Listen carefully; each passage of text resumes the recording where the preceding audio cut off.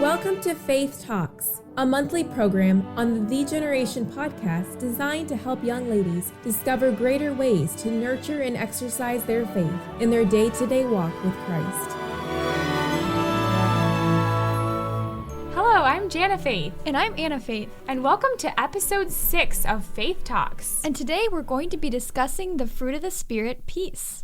You know, one of the things I think of when I hear the word peace is one of those like inspirational political speeches where somebody's promising peace in our time or something like that. Mm-hmm. You know, another thing that I think of is just quietness in any setting, whether it's a library or also I was thinking in nature scenes often give us peace, like a lake that is as still as glass with nothing messing it up, or a beautiful sunset that is just so serene and full of peace with small birds chirping and no wind.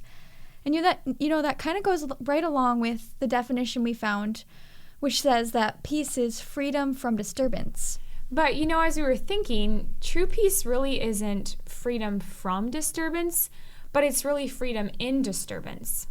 And we actually found this cute little story that really illustrates this point. Long ago, a man sought the perfect picture of peace. Not finding one that satisfied, he announced a contest to produce this masterpiece. The challenge stirred the imagination of artists everywhere, and paintings arrived from far and wide. Finally, the great day of revelation arrived. The judges uncovered one peaceful scene after another, while the viewers clapped and cheered. The tensions grew. Only 2 pictures remained unveiled.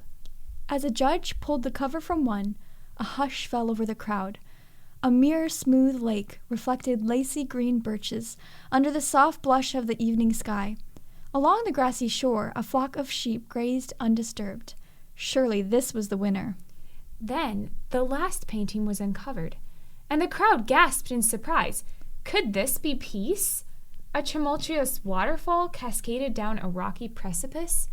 The crowd could almost feel its cold, penetrating spray. Stormy gray clouds threatened to explode with lightning, wind, and rain. In the midst of the thundering noises and bitter chill, a spindly tree clung to the rocks at the edge of the falls. One of the branches reached out in front of the torrential waters, as if foolishly seeking to experience its full power. A little bird had built a nest in the elbow of that branch. Content and undisturbed in her stormy surroundings, she rested on her eggs.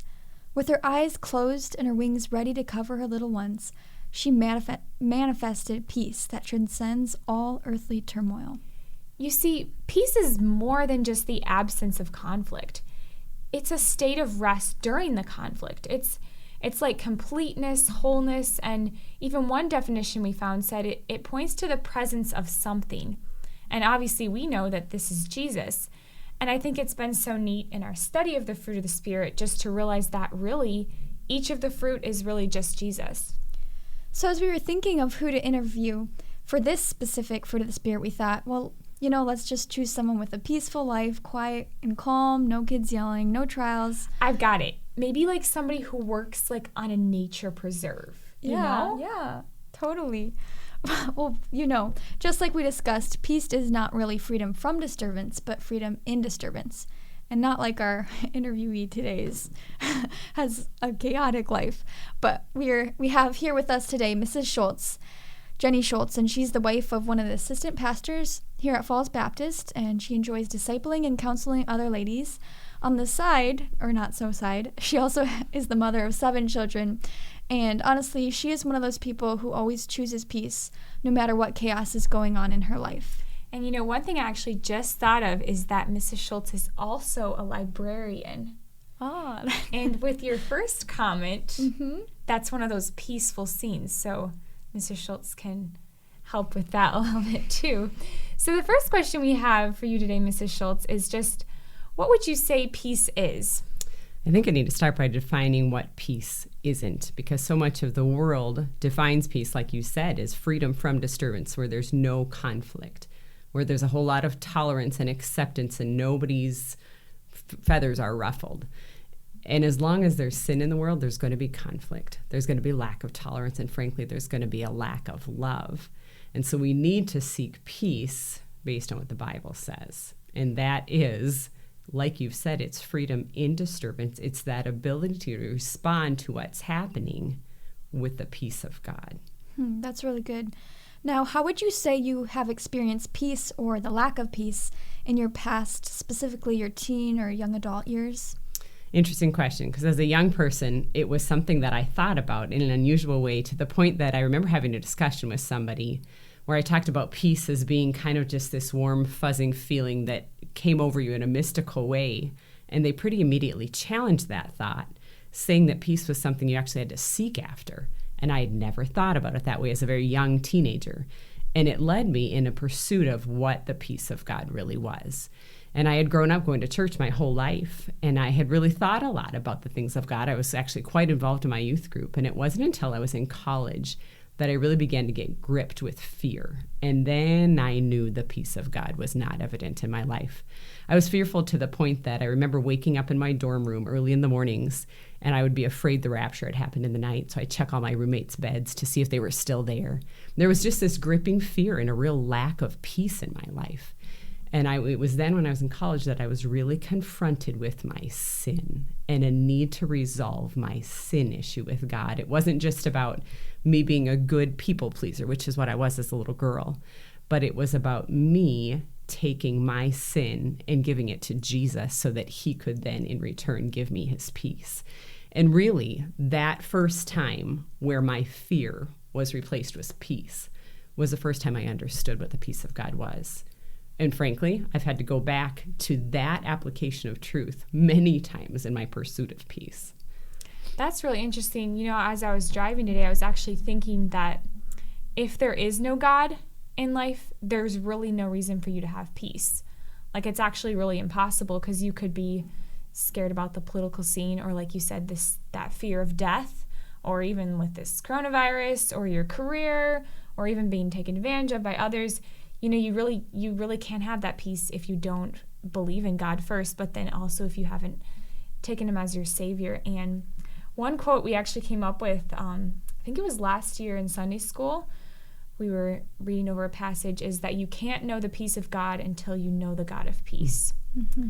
And I thought that was just a good way to put it. Now, Mrs. Shoultz, as you've been on this journey of peace, how would you say, you kind of talked about how you've experienced it, but how would you say someone else can experience that true peace? A verse that I claimed early on in my walk with God was Psalm 34:14, and it says, "Depart from evil and do good. Seek peace and pursue it." And I've been reminded again and again that peace is something to pursue. But you notice how the verse starts. It says, "Depart from evil and do good." It is a turning away from my wrong decisions and my wrong ways, and a turning to the only source of real hope and peace. And it's the ability to say no to self and then to say yes to Jesus on every single level, in the little things. And as we learn to do that in the little things, then we'll learn to do it in the big things. It's choosing God's will and being content with it. To go right along with that thought, I was talking to my dad the other day, and he just brought up the verse in John 14, I think verse 27, which says, "Peace I leave with you, my peace I give unto you. Not as the world giveth, give I unto you. Let not your heart be troubled, neither let it be afraid." And as you look at the context of this verse, it's when Jesus was commissioning the 12 disciples and with the Great Commission. And my dad just brought up the fact that the only way we as Christians can have that true peace is when we're obeying or choosing to obey the command of God to every believer to do their part to reach the world. And that just really struck me in the broader sense that every command of God must be obeyed in order for me to have peace. You know, I remember sharing that verse with a lady I had led to the Lord and was discipling, when she texted me one day from work saying, "I think I'm either losing my mind or something's wrong with me, because if in the middle of all the things I'm going through, I feel at total peace." And I was able to share that verse with her, and I said, "Oh no, that's the peace of God. It's something that you've never understood before."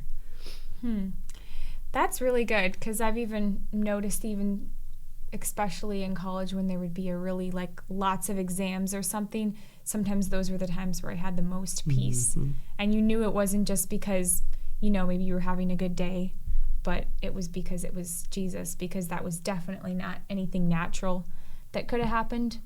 So this next question here, if we already have the peace living inside of us, how do we access it?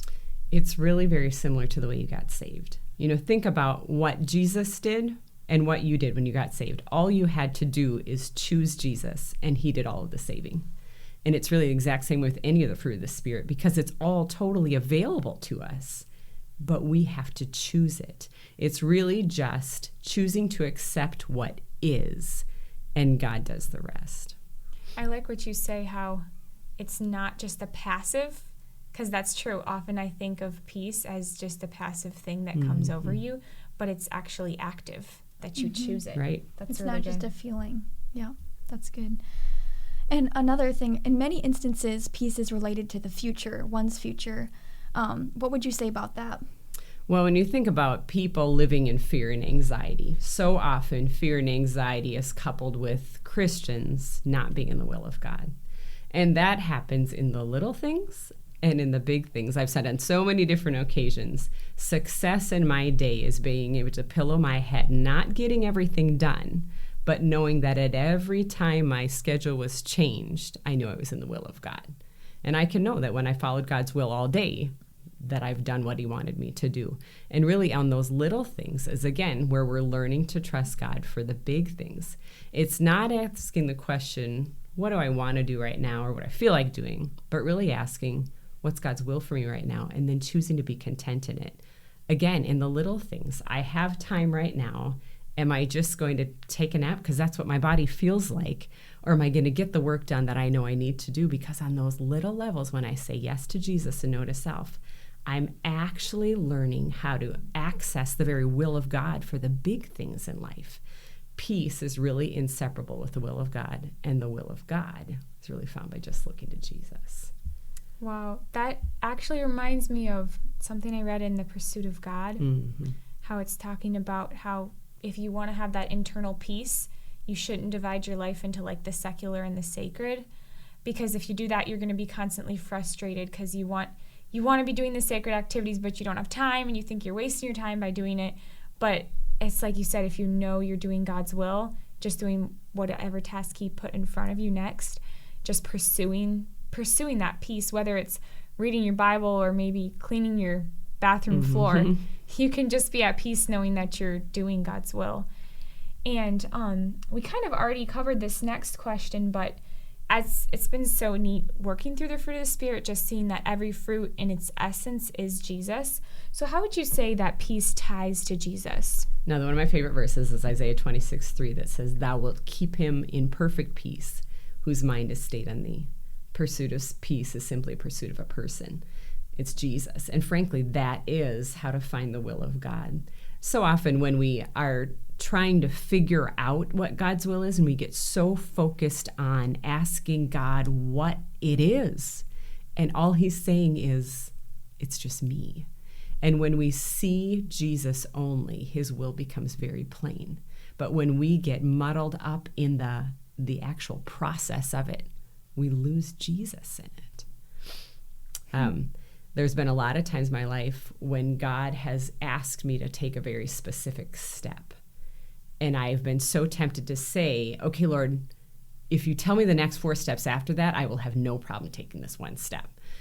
But there's so often when God says, I'm showing you this one. You take this one and I'll give you light for the next. And you know what? He always does. And so often he's just teaching us to trust him and to claim his peace for that one step. And when I yield to God in the one thing, he gives me direction for the next.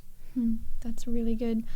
So just to sum up all these thoughts that we talked about today, how can we just apply these truths to make daily choices to live in peace? I think it boils down to 3 things. It is obeying the Lord in the little things, embracing his will, and then taking some step of faith that then that peace meets us in that faith step. Romans 15:13 says, "Now the God of all hope fill you with all joy and peace in believing," that's faith, "that you may abound in hope through the power of the Holy Ghost." That's where Jesus does it. And so it's the reality of peace is really experienced in our life when we just obey, take his will for ours, and then we take a step of faith. Okay, let me make it really practical. You know, when you're laying in bed in the morning, the alarm goes off, and there's no part of you that wants to get out of bed. And just like we would love for peace to just warm over us like some mystical feeling, wouldn't we love for the Lord to just throw us out of bed? But it's at that moment that I have to obey what I know that he wants me to do, embrace his will, which is actually getting up. But I've got to take a step, and then his peace meets me as I enter his will for the day. And I know that's a little step, but when we learn to take that step of faith, the next one becomes easier and easier. And I have then stepped into the will of God for my day. And as I continue in his will, I'll see his will unveiled before me.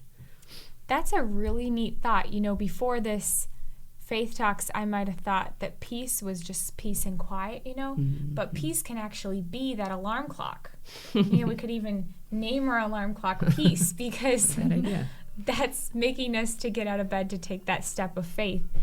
And I think that's so neat, too, how in a lot of ways peace is tied to faith. Because if you have the faith that God is who he said he is and that he's in complete control, you can be at peace to just obey and take that next step of faith that God's leading you to. So remember, girls, as you choose faith for peace, faith doesn't just talk, faith walks. Thanks for joining us for this episode of the Generation Podcast. If this challenge stirred your heart, then you might want to join us this coming October for our annual The Generation Youth Summit. You can compete in exciting 4-way competitions and hear how your life can turn the world upside down. For more information, please visit thegeneration.org/summit. That's THEEgeneration.org/summit.